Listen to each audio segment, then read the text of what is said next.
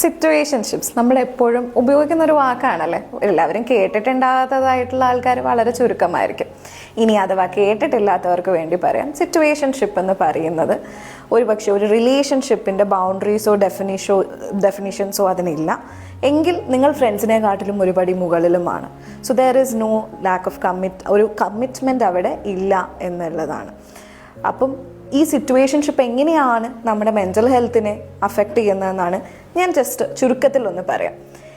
Anxiety എന്ന് പറയുന്നത് Un Certain ആയ സിറ്റുവേഷൻസിലാണ് ആങ്സൈറ്റി പ്രൊഡ്യൂസ് ചെയ്യുന്നത്.